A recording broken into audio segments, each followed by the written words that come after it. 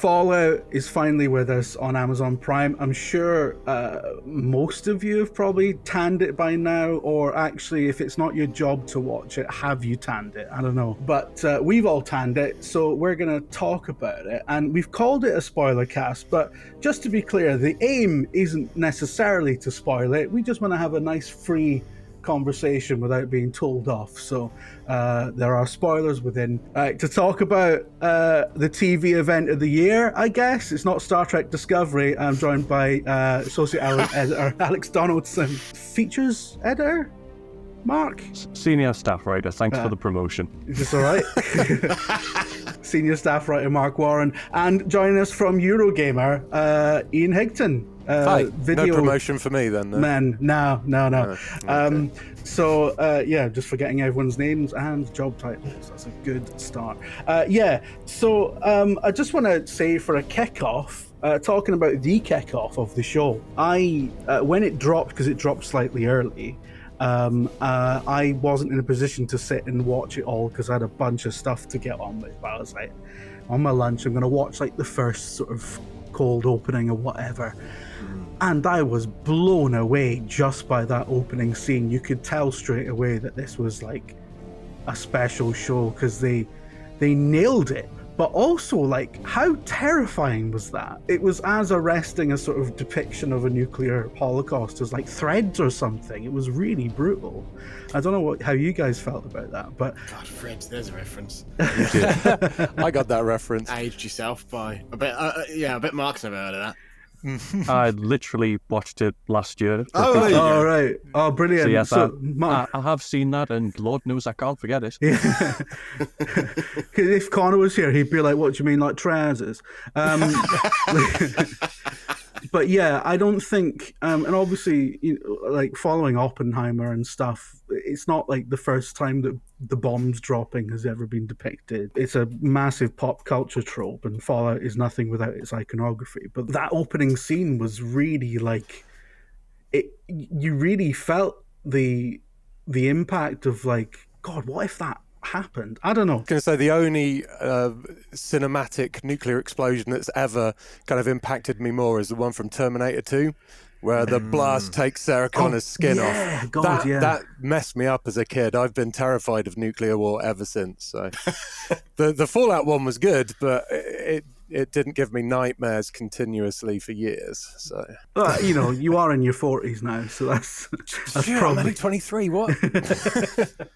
But I was going to say, for me, I took from that, it was really good, but it was like the first indicator that aesthetically the show was going to lift most prominently from Fallout 4, which I think is exactly how it sort of ended up being. There was sort of, they made that choice right with 4 to, for the first time, have you open the game with you physically witnessing the bombs dropping. You go from that and then you go into the Vault, and the Vault is all in the Fallout 4 style, all in the Fallout 4 colours and all that sort of stuff.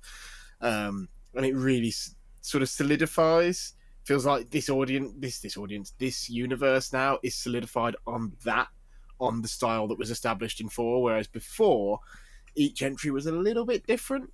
In terms of things like even the color temperatures they use in 4. I remember thinking the first time I played 4, wow, this is really like bright and quite colorful for an apocalyptic game, especially compared to the third one, which had that sort of brown 360 era shit smear filter over it.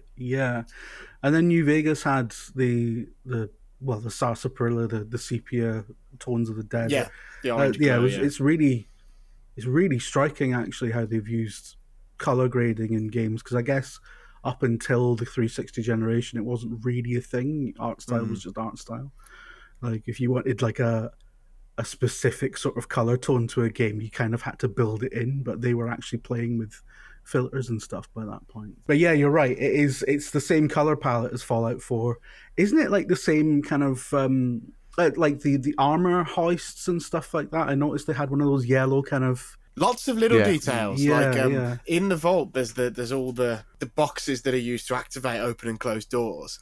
And if this TV show was just a TV show, they would just have found, an old gearbox from a car or something like that and sprayed it up and mounted it on the wall. And that is exactly how Star Trek, Doctor Who, whatever, even now does their props. Yeah. You know, they had that new TARDIS in Doctor Who, and pretty much straight away people zeroed in on, oh yeah, that's from this old car. Yeah. But for this, someone obviously sat and painstakingly created exactly that prop that someone had 3D modelled, not thinking it would ever be made into a physical thing, which is really quite interesting. Yeah. It just reminded me of the time when Star Trek, they had to fire a torpedo and the manual controller came up and it was literally like a SATEC joystick.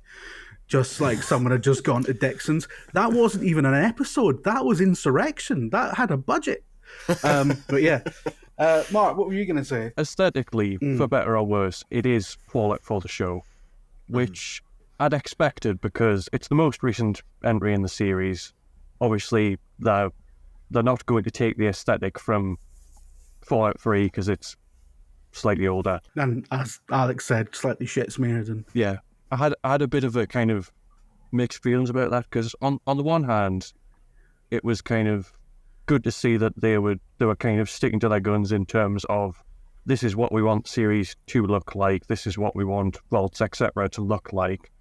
But on the other hand, I did think it was a bit kind of limiting that, as you say, every time you saw a prop or anything, even down to things like the foods and that kind of thing, you could tell that there hadn't been really any wiggle room in terms of what are we going to model this on. It had been the first thing you do is look up, is this in Fallout 4? What does it look like? It looks like that, which gives it a direction. But on the other hand, it does take out a little bit of that kind of improv and interesting stuff that you can sometimes get from props that don't have. This is clearly the inspiration for that, where they can get a bit interesting. It's not, I will say, it's not all for those. Like, I was really pleasantly surprised to see a gun from the first two games. There are one or two original things in the sense of, like, Lucy's, like, tranquilizer gun. I looked that up because I was like, is that something that I've forgotten? But no, that's new and things like that. But I get where you're coming from, but I do appreciate one element of it is that, yes, they do that, but it's not like constantly jabbing you in the ribs going, hey, deviled eggs. It's sort of, that stuff's there, but they don't make a big deal out of it, which speaks to the whole feeling of the show, where it is just in that universe and it feels authentic to that universe. And because it feels so inherently, naturally authentic to that universe, it doesn't actually feel the need to go, hey, look at this. Remember that from the game? Right. And I do appreciate that, because I think a lot of times, game adaptations are like that. And sometimes it's fine, because, like, a lot of the Mario movie is just that stuff strung together. And the Mario movie is great. And then the Sonic movie is sort of the antithesis, where the Sonic movie is sort of completely original take on that lore. And every now and then, like, they have that little hint of the drowning music when he's drowning in the second film, and it's a tiny, tiny thing, and you'd miss it if you weren't really paying attention. But that's as far as they go. But this sort of splits the difference between that, where it's not winking and nodding all the time and nudging, but it feels in that universe still. They're still like, they're not afraid to invent stuff, which is what I liked about it, basically. Well, I mean, you get onto that in terms of where this stands in the Fallout lore and how fans feel about elements of that and stuff. That's where you get into they weren't afraid to do some stuff. Which I was surprised about. I mean, one of the more surprising things about it was that it was very much a follow-up to the first and second games. It took aesthetics and stuff from Fallout 3 onwards, and obviously the Bethesda Fallouts are run right through this. But in terms of the story and everything, it was very much a follow-up to those first two games. I want to move on from talking about it aesthetically, but it had a massive budget, this show. I think Variety reported that it was like $128 million or something. That's based on like an application for tax relief. So like, I don't know how 100% accurate it is, but like, this show is massively expensive, and those sets are real. Like, that's not Unreal Engine shit. That is like, they fucking built a town out of junk. They built the Super Duper Mart. Do you They know? built the I just vault. want to say, do you know with the Vault, it wasn't just like they built rooms like you would like how, not to bring it up again, like how Star Trek has the bridge and then it's got somewhere else on the lot there's a separate medical bay set or whatever. But Yeah. they built the Vault. I was watching some interviews with them where that was a multi-level explorable space. Yeah. It was all connected, which Yeah. is bonkers. It's just like, anytime you see these days, anytime you see a sci-fi show that has actual sets, actual locations and places they go, you know that that's had money spent on it. Because, like, again, to bring it up, you cut back to like Star Trek Picard, and they're making it on a shoestring budget because every fucking episode is like, oh, we're on the bridge now, and then the next scene 2, holodeck, and then they're back in the bridge, and then they're back in the holodeck again. I always It's think just of a the pub. first. I always think of the first season of that where, you know, they're using redressed Discovery sets and they're redressed in the cheapest way as possible and Yeah. basically shot in the pitch black so you can't tell, except you still can tell. Yeah. That's It's sort of literally what I just like a think bit of. of bunting up. But it's amazing because this was a bet as well for Amazon. Yeah. So you have to imagine there'll probably be a bit more money next time, considering it's been a success. So what they've managed to accomplish with the money they had is astonishing. And that's part of why it feels so authentic to the games, right? Because actually it doesn't feel like fakery. It feels like these spaces exist. Yeah. Because for the incredible. most part, they do. It's I incredible. wonder why they gave it such a big budget, really. Maybe, I guess they started production while The Last of Us TV show was being produced, but the success of that show surely must have allowed them to maybe get a bit more budget. Because we're living in a really good age now of games to cinematic TV adaptations. Like, you know, I grew up a bit earlier when every video game show or every video game movie was made by Uwe Boll, and it was terrible and it cost about 10p to make and had nothing to do with the source material. And now we've got, you know, The Last of Us was amazing. Fallout 4, I really liked. You know, it looks great. The story was awesome, and also Twisted Metal as well. I really like the Twisted Metal TV show. I love Twisted Metal. I'm only like 4 episodes in, but like, yeah, that's so good as well.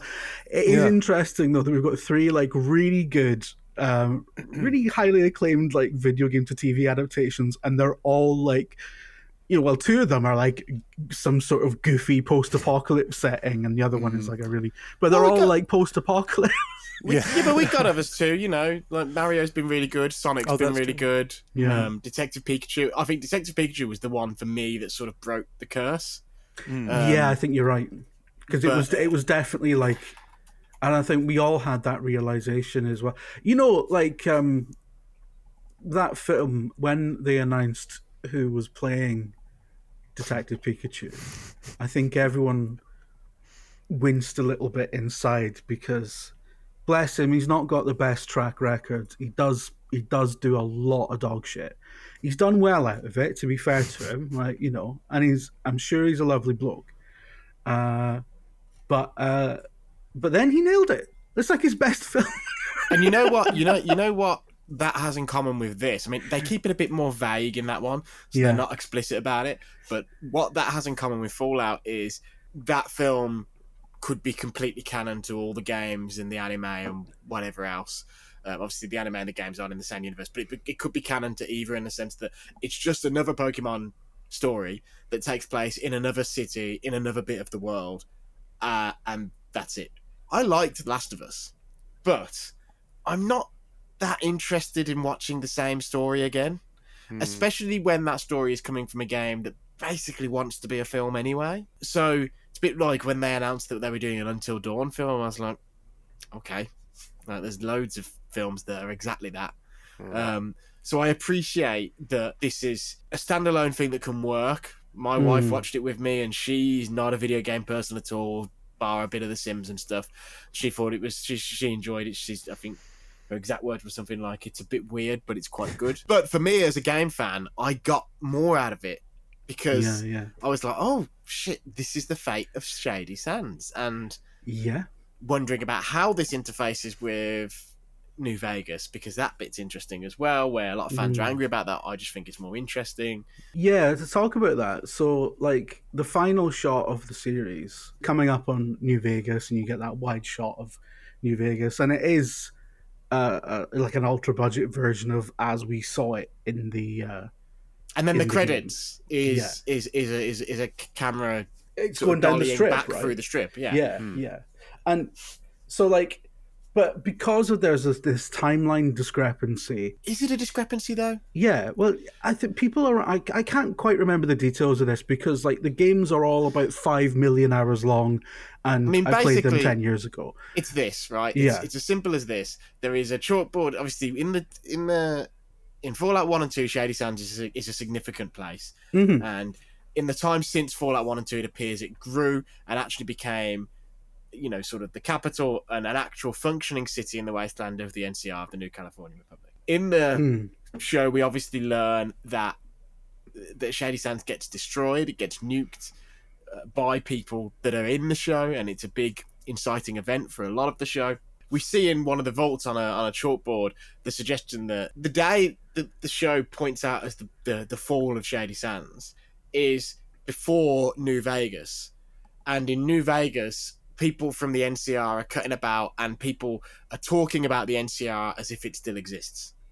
So that's the discrepancy. But what the show doesn't really do is it doesn't actually put a firm date on when all this happens. Like, you've got that date on that chalkboard, but what that says is the fall of Shady Sands. And what's clear in New Vegas is the NCR and Shady Sands are on their arse anyway. Except in that game, they talk about it more in terms of there's food shortages and there's all sorts of problems around water and stuff like that. And the suggestion is that it's wobbling and it's getting ready to collapse. So it could well be that sort of that chalkboard is saying that's when things start to get bad, and then the bomb happened at some other interim date.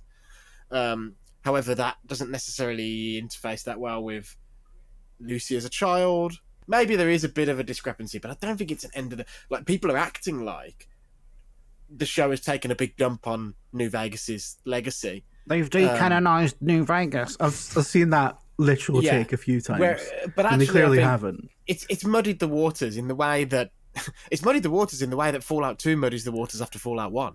You know, this series has never been particularly good at that, and some people are mad because this does appear to suggest there is a particular ending that is canon to Fallout 4. Some people are a bit mad about that. This is the Mass Effect problem that they're going to have in the next Mass Effect game, right? If they even nod to one of the endings in any way, people are going to shit themselves. But good. So people are a bit mad about that, and then there's the people are preemptively mad in advance about the idea that season 2 might go to New Vegas, because if you go to New Vegas, and it's for 30, 40 years after the events in New Vegas, you presumably have to canonize one of the New Vegas endings because they're all quite different, and it changes who's in control of New Vegas. But then you've got, this show clearly loves New Vegas. Like, when you have that, people may not have fully realised, but when you've got that scene where it's the flashback and it's the meeting in the Vault-Tec HQ and there's all the people sitting with all the plaques in front of themselves.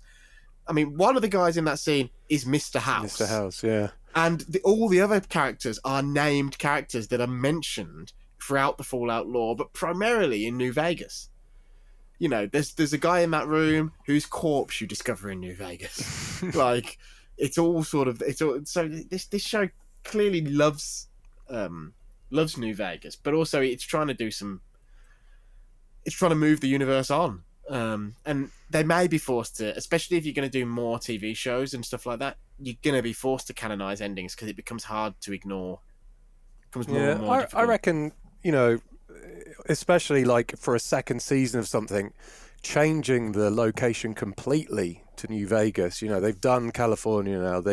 Now they can go and explore New Vegas, and they may have to rewrite a few things, but they're also going to be able to pick up on a lot of stuff that the game showed us and be able to elaborate on that and give nice gentle throwbacks to and stuff. So I have seen a few bits of hate towards the ending with New Vegas, but I'm excited to see where it goes when they actually get there, because I think the second season has been greenlit, right? Yeah. When was that? Is it actually being? Is It happened before it even came out. It happened like the day after the reviews dropped. Like, because Yeah. I had the screener, so I was watching it, and they sent me a thing saying, "Just so you know, we've been renewed for a second season." And they'd got a big tax break. So, ironically, this was filmed in New York and is set in California. They're going to film the second series in California. Yeah, with it's a very huge California tax like break. tempted them back with a big hefty. Because California's on the offensive now because they've been losing business to Georgia and places like that. So yeah, I was reading about this. Yeah, so they're quite aggressively libertarian about it. Like, just come film here, mate. You don't even have to like feed anyone. We're relaxing labor laws. We're doing like whatever you want. We'll let you drop a real bomb. Yeah. So what I think is incredible about that is that obviously it's going to move to new locations and we're going to get loads of new sets being built. I imagine there's going to be a lot of filming in the desert again and stuff. New Vegas is going to need a lot more kind of physical locations, etc. Depending if they're still going to film it that way, which I imagine they will because it's worked really, really well for them. But you would assume with something like this that the first season gets a massive budget. They build a bunch of standing sets with it, and then for the next like 5 years, the budgets keep going down because they've already built the stuff. But they're not done with the free vaults. Obviously, that's the thing. Oh yeah, clearly, So- like that situation carries on. We've had like there was literally a cliffhanger in Vault 31, but like. They're obviously going to build a bunch more stuff, and I can't, are we going to go back to Philly? Well, probably not, because it seems like it's kind of served its purpose in the story, for example. So, like, I will say that it's a very video game bit of reuse. How later on, the Brotherhood annexes Philly as their base, which is just a very canny bit of we need a set to do these Brotherhood scenes. Yeah. But we don't want to build a new Brotherhood base, therefore they're just going to annex the town we've already been to 4 episodes ago. Yeah. I appreciate that. It felt very video gamey. Yeah, it was really good. I mean, the whole thing feels quite video gamey. I mean, I love that joke about you'll always get sidetracked by bullshit, which is like, First rule of the wasteland. I just love that summarizes the entire appeal of these games. Yeah, I love that the scribes are basically over encumbered all the time when they're carrying those big golf bags with the guns in and everything. Yeah, there's lots of like stuff that it's not just the wink wink nudge nudge stuff. There's actually like some subtle stuff going on. There's some great writing in there as well. Walton Goggins is Great. does amazing work in this show. Right? I mean, pretty much everyone in it does. There's not any missteps, but he's incredible. He's incredible in both timelines as a man who's slowly losing his grip on kind of everything he believes in, and then in the Wasteland as that person, but who has already lost everything and is now just kicking the shit out of people for the fun of it because he's broken. But there was that scene, the flashback scene where his actor friend is like, "Have you ever heard of fiduciary responsibility?" And I'm like, conceptually terrifying, because that whole thread where the show makes it very realistic all of a sudden, because Fallout is like a bit of a goofy setting, and a lot of the stuff that's in Fallout is like, we did this because it's a cool idea, like we don't have to explain it. You find a guy on the toilet or whatever, and and this vague idea that there's this nefarious corporation running experiments on people after a nuclear holocaust, and it's like, it's just a conceit. It's an excuse to do some cool video game shit, and we all just.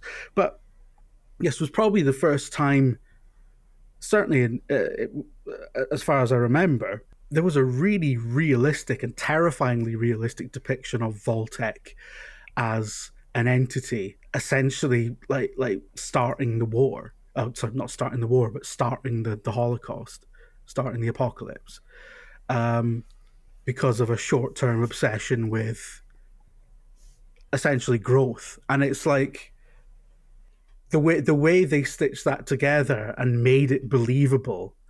And we're seeing it now with stuff like AI.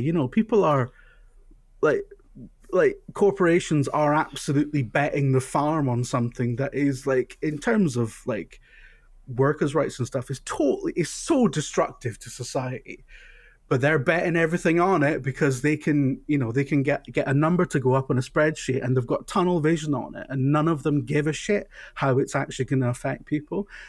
I thought it was really prescient, and I thought it was great science fiction writing, and that, like, it was nothing in terms of the details, nothing like anything happening contemporary, but you could see the direct kind of allegory, the parallel, and it was beautifully done. I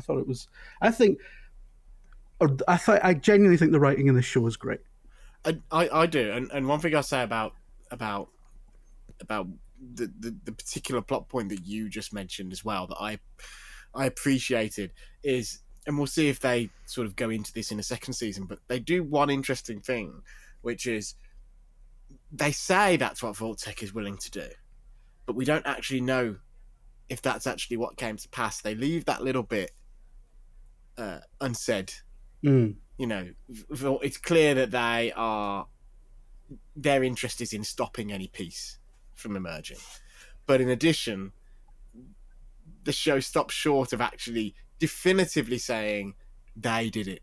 And they don't never show anyone pressing the button, do they? That's a question. Yeah, that's a question that sort of remains. And actually, you think about it, Howard's story, Walton Goggins' character, the Ghoul, his story is unfinished, and perhaps more on that will be revealed, because, like, we don't know how he gets to be washed up doing children's birthday parties. No, that's it. Like, how has he got custody of his child on the day that the bombs drop if his wife knows when it's going to happen? It doesn't quite add up. So there's a lot of unanswered questions there. Ian, you are, don't take this the wrong way, but you're slightly older than you're a bit older than Mark, right? Yeah. Did you play the originals back in the day? You know what? I didn't. My first go with Fallout was Fallout 3 back in the Xbox 360 days, because I didn't have a gaming PC until I started at Eurogamer, so I've always been console heavy. So a lot of the nods to Fallout 1 and 2, I have probably gone over my head, much like a lot of the little subtle nods for 3 and 4 would have gone over the heads of casual gamers, casual viewers even. But that's quite cool that they can put these nods into the earlier games, and me not knowing that I'm missing out on an Easter egg or something. It's just there in the show doing its thing. So no, I haven't. I think Amazon has actually released 1 and 2 on part of their gaming service, right? As a what's it called? Luna. Is that right? Is it called Luna? Is that what it's called? I think so. Yeah, they. I'm pretty sure I saw that they'd released them for free in tie-in with the show. So this could be a good time to go back to it. Although I've been, this has given me a bit of a Fallout itch, and so I've started Fallout 76 for better or worse to see how that goes. Me too. Yeah. I played it back in the day when it launched for a bit, and I bounced off it massively back around the time when they even had a battle royale mode in it. They crowbarred that in for a bit before pulling it because no one played it. People in it at the start, or just basically what everyone bounced off, and then also they put a bunch of people in it, and it's much better. It feels a lot more narratively now because I hadn't played it since launch, and I had like a level 30 character, and I logged in and I was like, what is all this? And so I just ended up deleting my character, and starting over. I've started Fallout 76 over a couple of times. With every, it's that No Man's Sky thing of like a bunch of people are like, nah, it's really good now, man, and then you log in and you're like, well, it's just I really wanted to play some like Fallout, and it's made me itching to play like a Fallout 4, but I've played that so many times. I'm planning on doing something with Fallout 4 VR. I've played Fallout 3 loads. New Vegas I haven't played for a fair few years, but I was just like, oh yeah, I want something a bit more modern that I can get on my PS5 easily. Yeah. And it was £3 or something on Sony on the PlayStation Store. So I was just like, yeah, I'll grab it, give it a go, and it's not too bad. It's It's been worse. Yeah. Like, Fallout 76, it's got its fans, but it's like, it's never an enthusiastic recommendation, is it? It's like, it's all sort right. of, it's very similar to Elder Scrolls Online in the sense that, I mean, I think the show will change this for 76, but sort of like a sleeping giant, launched in a little bit of a mess, but actually garnered a really dedicated player base and is actually quite good now, and they stuck to it and they stuck by it. And it's like no one really talked. I mean, I know you went on a thing, didn't you, Ian, for Elder Scrolls quite recently? I did, yes, yeah. 10 So years it's been going. Yeah, and the surreal thing for me is like, that's surreal for me to think about, because when they revealed that game, they did a thing where did the very first hands-on with hardcore. So they did Elder Scrolls fan sites, MMO specific websites, and role-playing specific websites. So I went out to the studio and saw it like a month before your Eurogamers or your IGNs. This was before I worked on VG 24/7 for RPG site, and so when it was such a heavily under embargo, because it was like they were showing it us before the game had been shown anywhere, because they wanted a bit of feedback, and then we did previews and stuff off the back of it. And it's surreal to think that it's been 10 years, but it's also surreal to think they've really stuck at it and they've really made it quite good. And everyone talks about Final Fantasy XIV, and it is a much bigger game, or everyone talks about Warcraft, Doom, Warcraft Classic, and all that sort of stuff, but they stuck by it. And exactly the same is true of 76, and they have to be given a lot of credit for it. And actually, now you can sort of see why they stuck by it, because it's going to be a long time before we get a Fallout 5. Yeah, and true. This is there as a buffer. Well, it's good because it's a game as a service, and it's always evolving as well. What I noticed when I logged in is that they already have stuff for the TV show on there. They have little adverts saying watch the TV show. You can get a free Vault 33 jumpsuit. You can get an outfit. I think it's a microtransaction one, but you can get Walton Goggins like Wasteland Wanderer. For that, you outfit. have to be subscribed to Fallout First, which is £100 a year. Which, come on, lads. Maybe give them less. Okay, credit. maybe just a little bit less. Just tone it back. Just a little some of that is a bit. Some of that is a bit skeezy, but at least it's all, apart from like where you can buy cheat stuff to give yourself more resources, more caps, whatever, which is just cheating. If you do that, you're a mug. We've had this discussion with Dragon's Dogma, but apart from that, it's all cosmetic stuff. It's not like they're constantly trying to sell you missions and stuff. Like they are just keeping the game afloat by just sort of updating it in that sense. So I appreciate and respect that bit. I think I did see because I'm one of those people. I'm enough of a mug, and let's be fair, you can expense it. I looked at it and I was like, maybe I'll buy that Fallout first and give myself a little bit of a leg up. And then I saw the price, and it was even too rich for my blood, even when it wasn't my money. So that's probably proof that it is a bit far. But I've got a lot of respect for 76, and I think the show will really. Another publisher messaged me on WhatsApped me on Sunday night and was like, I can't use this exact language because it was extremely severe, but basically said all the marketing and growth dickheads at our company are going to be talking about Fallout for the next 2 months. We won't be able to stop them because everybody's going to be going, how can we have our Fallout moment? Who can we approach to get to make Who can we approach to get to make a TV show or something that's synergistic with our big franchise? And I think you're going to see a lot of that. And the most exciting thing on that front is obviously that Amazon Studios has the rights to Mass Effect. Ooh. And has now been given an extremely good example of how this can go. And so I dare say, over the last 48 hours, 72 hours, as the first weekend's metrics have come in, emails have probably been flying going, we need to fast track this Mass Effect project.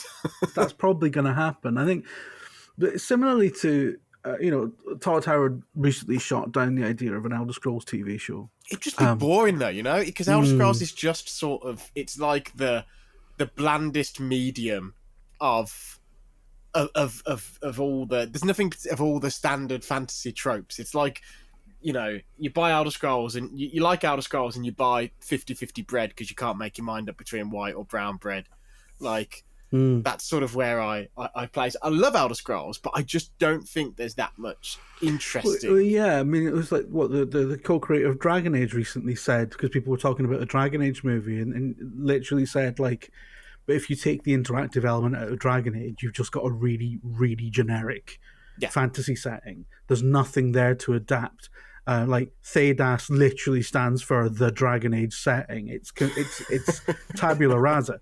To be honest, I think what he was getting at is something that I've thought for a while about these kinds of adaptations, because of where we're at with games, where we're starting to get these, and games are pretty much mainstream now. They're certainly no longer as niche as they used to be, but there still feels like a bit of a kind of, we've got to prove that these can have mainstream appeal. It still feels like we've got a bit of a complex in terms of that. And the problem with that means is when you get a series like this, it's limited in terms of what it can be, because it's got to have a certain amount of recognizable iconography and stuff from the games, which means that you can't go off and do the kind of thing that I think would be ideal if you were doing, say, an Elder Scrolls show, which would basically be to do a series of side quests where every episode is just a self-contained little adventure that shows different areas of the world and that kind of thing, and gets people into it that way.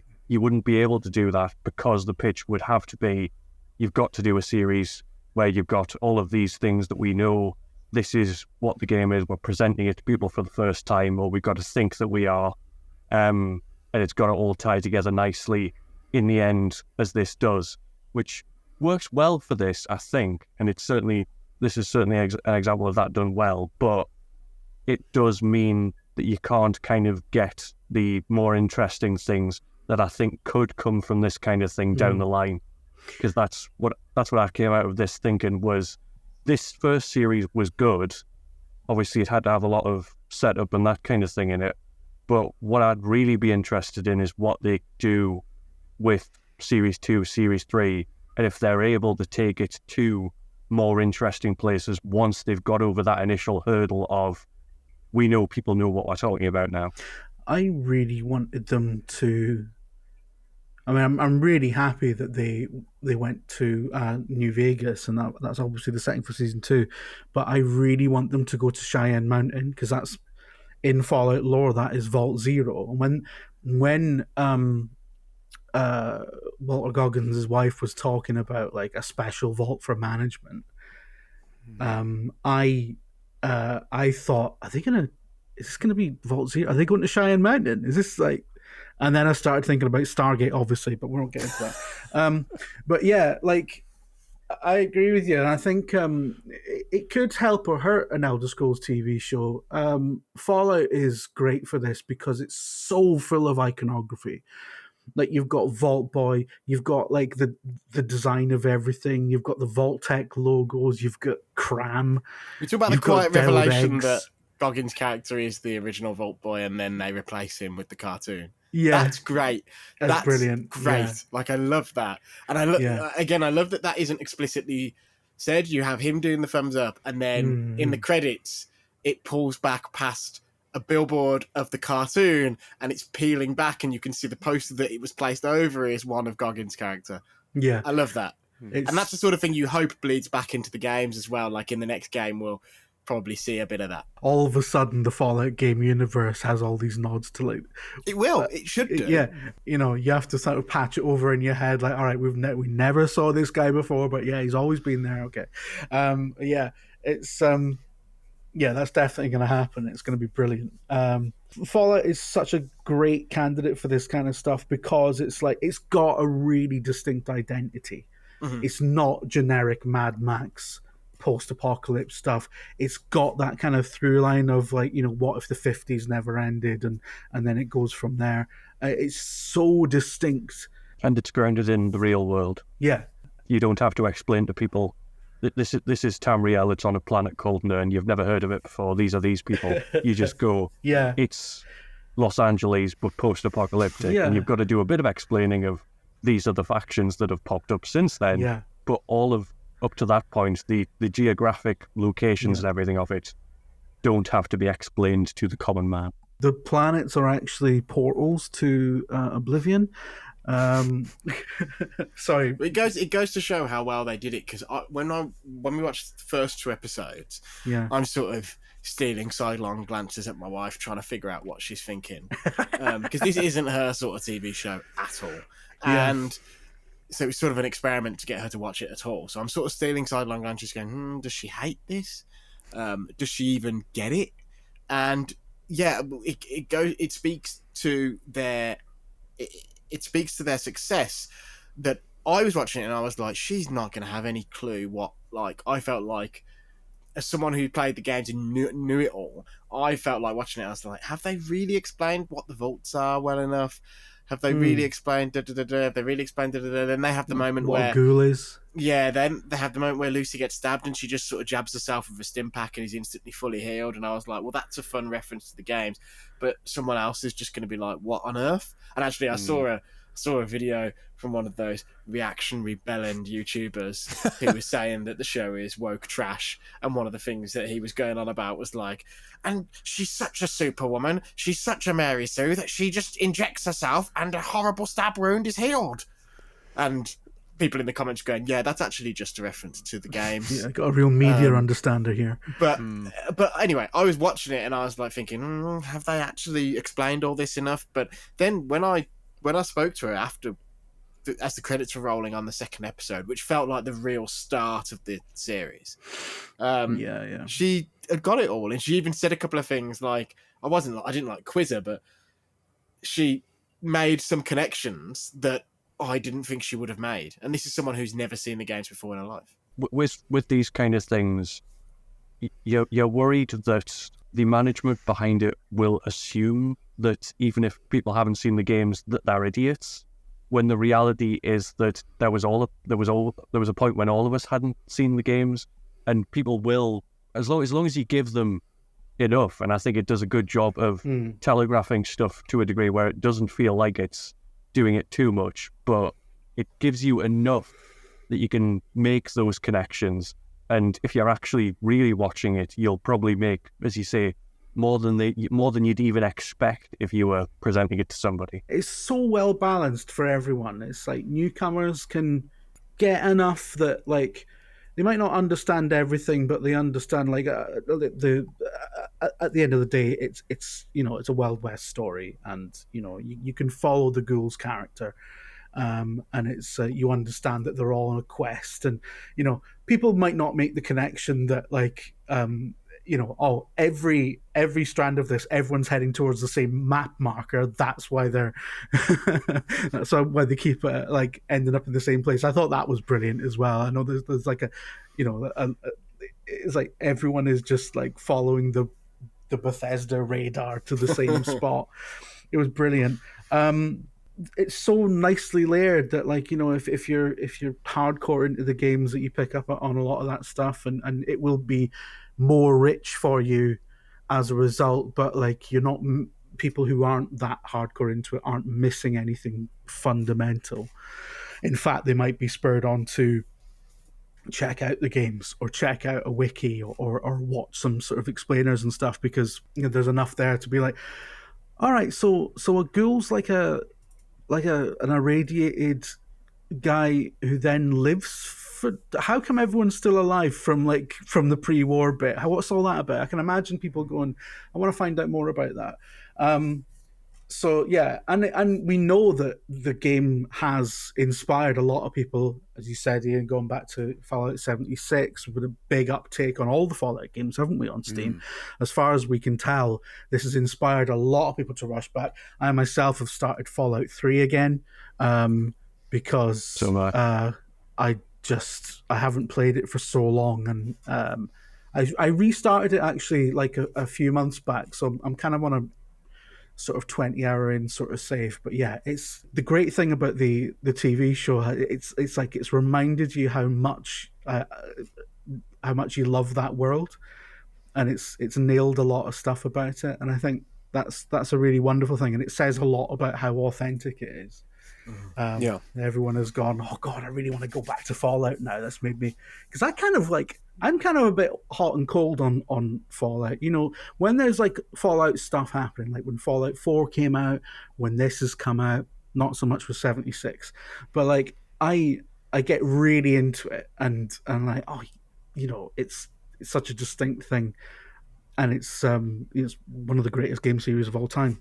When we're between sort of like Fallout things happening, I kind of think, oh yeah, you know what? I prefer Elder Scrolls. Fallout's a bit miserable, isn't it?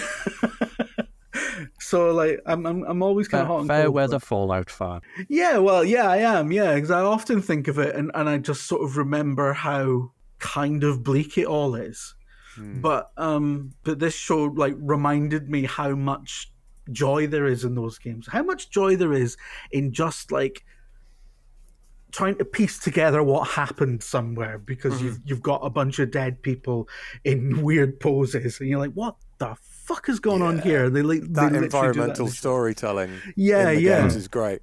I great. always love, like, you know, whatever Fallout game it is, you know, stumbling across a vault you've never been in before, and thinking to yourself, what fucked up experiments am I going to see and hear? What has gone on in this vault? You know, I wonder if they'll have. I didn't notice any, but I wonder if there'll be any nods to the Garys at any point in the TV show. Oh, you can guarantee it. I would bet my Well, I was quite house. surprised, actually. I wondered if that might be mentioned, because obviously they in that meeting they all start talking about ideas for Vault, and all those ideas are in the games already. So I'm quite surprised we didn't get a reference to the Gary. Yeah, I mean they even had a reference to the Garys in Starfield, so I'd be surprised if they don't have at least one character called Gary at some point pop up. That's how you solve the New Vegas canon problem. New Vegas taken over by Garys. Call it.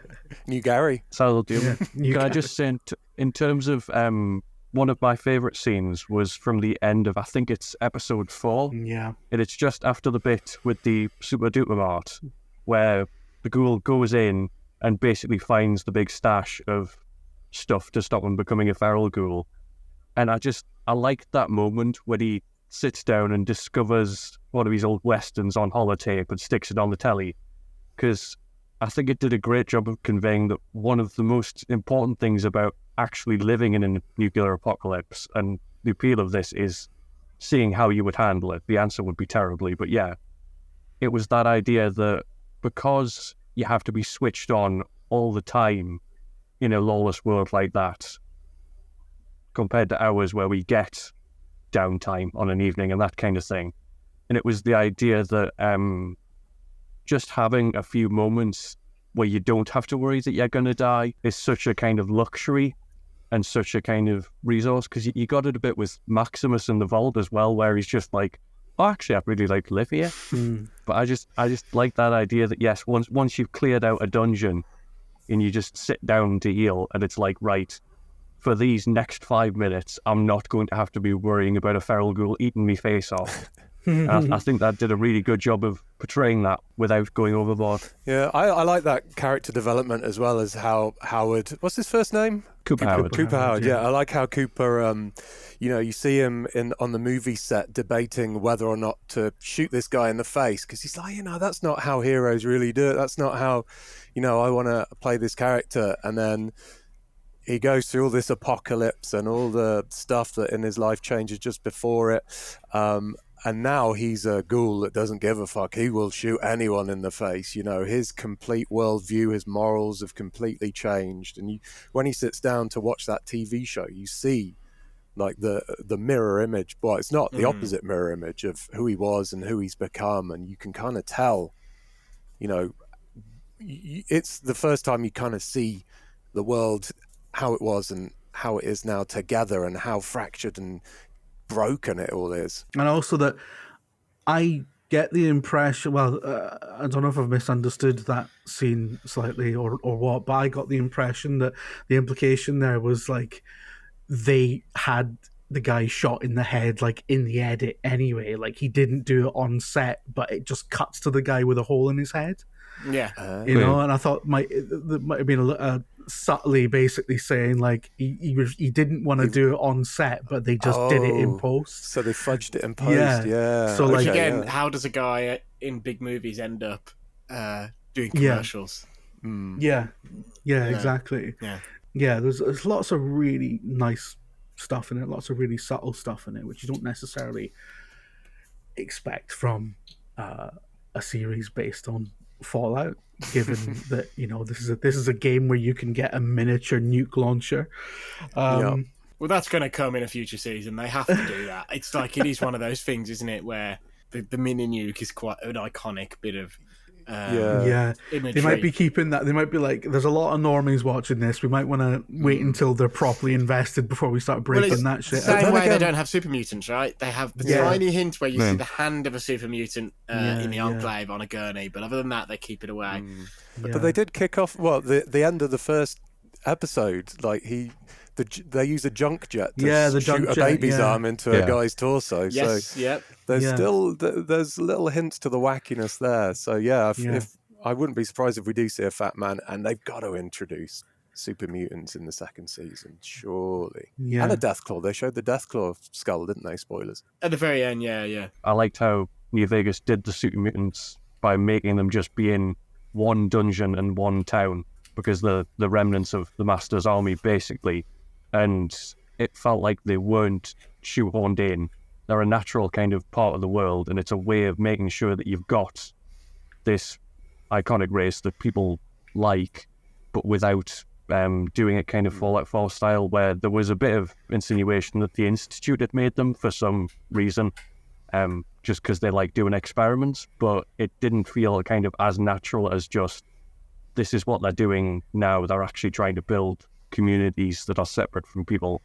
They're not just kind of a generic enemy that's in the middle of the city because they have to be. Are they going to do a Dave Filoni thing where they start repairing some stuff that Bethesda broke about the continuity or whatever? I don't know. I doubt. To summarize, then, I mean, I love it. It's really good. It's fantastic. I feel like it's rightly getting the praise that it deserves. I know there's the usual idiots are going on about it being woke or whatever, but those people say that about everything because they're just. It's got a woman in it, so therefore, that'll happen with everything. Just imagine being like that, man. It's got to be tiring. It's got to be absolutely exhausting being so angry at stuff all the time, especially when something's really good. I saw a YouTube thumbnail where it was like, Fallout is garbage or whatever, and it had a picture of a Rotten Tomatoes tomato meter that was like 32% rotten, and I saw it and I was like, hang on, it's at 94%. Yeah. So the thumbnail is just literally just a lie. 94%. It was like 94% critic, 86% audience. So whichever way you slice it, it was fresh. And this thumbnail was like, "Rest in peace, Fallout," with this giant 30% tomato meter image.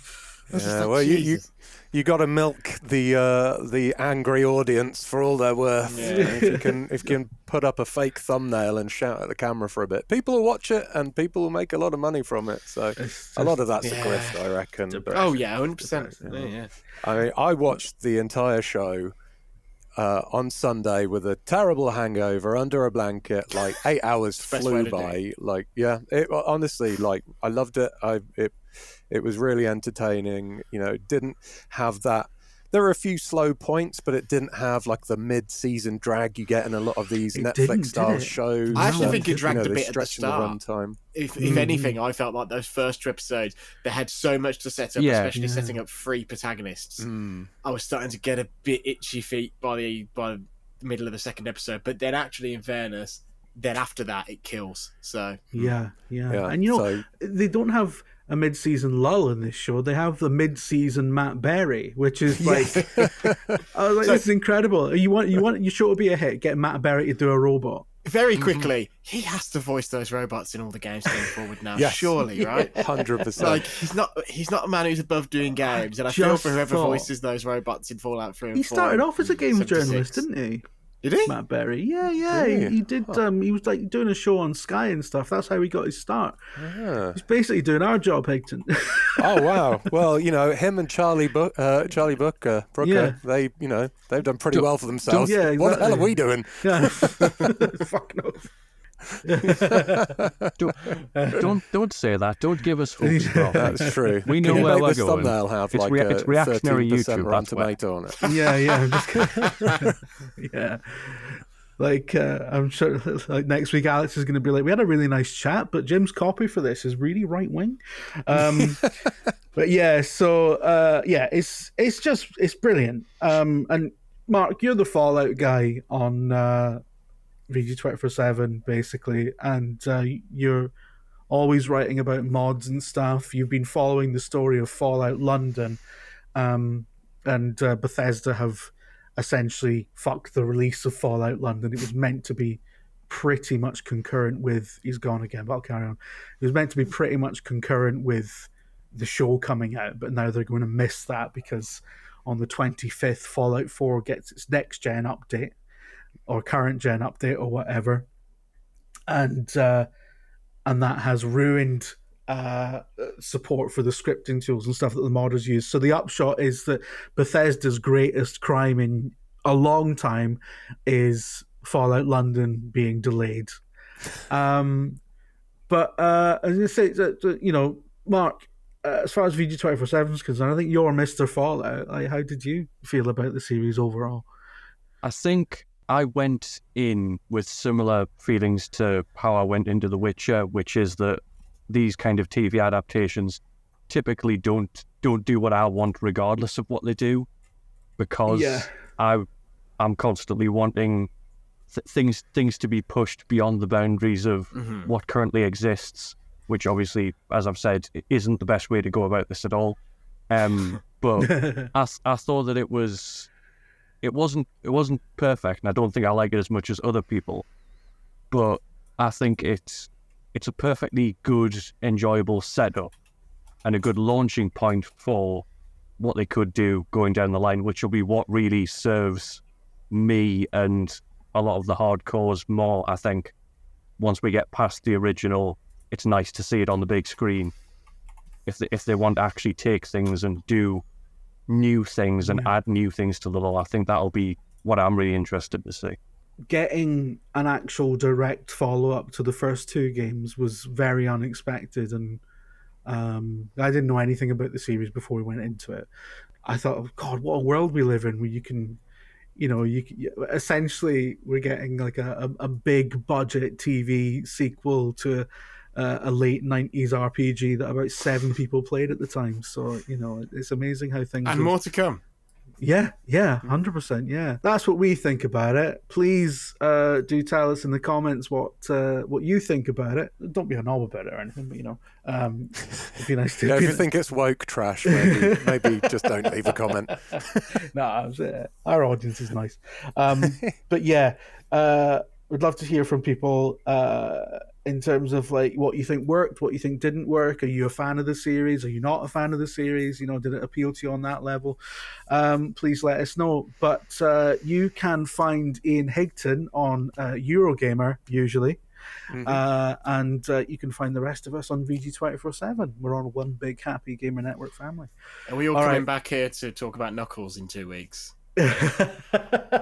That's going to be the best thing on Paramount Plus. Sorry. I cannot wait for that. I'm actually genuinely quite looking forward to it. Yeah. And I also love the prospect that it's very likely that like bits of Star Trek were cancelled to fund that. They cancelled the 6th season of Discovery to pay for that hat that Knuckles wears from the anime. Yeah, they got to find some money for Keanu Reeves to be Shadow now as well. Yeah, which is incredible. It's like, stop casting the hedgehogs as like sexy men. What the fuck is going on? For a reason, Jeff. Mum's favourite, Shadow the Hedgehog. All right, okay. Thanks very much, everyone. Bye. Everyone's got a wave now. Bye. Bye. Thanks for having me.